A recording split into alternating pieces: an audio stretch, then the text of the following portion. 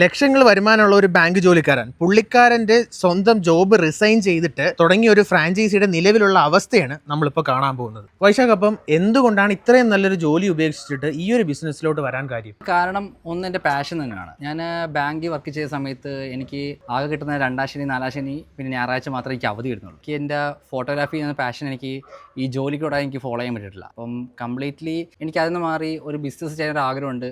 സ്വന്തമായി എൻ്റെ പാഷനും ബിസിനസ്സും രണ്ടും കൂടെ ഫോക്കസ് ചെയ്ത് അത് വെച്ചിട്ടാണ് ഞാൻ എൻ്റെ ഈ ബാങ്ക് ജോലി ഉപേക്ഷിച്ച് ഡയറക്റ്റ്ലി പെക്സ എന്നൊരു ബിസിനസ്സിലേക്ക്, ഫ്രാഞ്ചൈസി ബിസിനസ്സിലേക്ക് ഞാൻ ഇറങ്ങിയത്. നിലവിലിപ്പോൾ ഇറങ്ങിയപ്പോൾ എന്താണ് അതിൻ്റെ ഒരു അവസ്ഥ? എൻ്റെ അവസ്ഥ വെച്ചാൽ ആദ്യത്തെ ഒരു സ്റ്റാർട്ടിങ് ട്രബിൾ എല്ലാം സിറ്റുവേഷൻസ് ഞാൻ ഫേസ് ചെയ്തിട്ടുണ്ട്. മെയിൻലി സ്റ്റാഫ് ഇഷ്യൂസുകളായിരുന്നു. ഇതെല്ലാം ഞാൻ ഓവർകം ചെയ്ത് കുഴപ്പമില്ലാതെ ഒരു 5 months ആയിട്ട് റണ്ണിങ് ആണ്. ലാസ്റ്റ് മന്തിലത്തുള്ള പ്രോഫിറ്റ് അല്ല സെയിൽസ് എത്രയായിരുന്നു? എനിക്ക് അറൗണ്ട് 90 to 1 lakh റേഞ്ച്.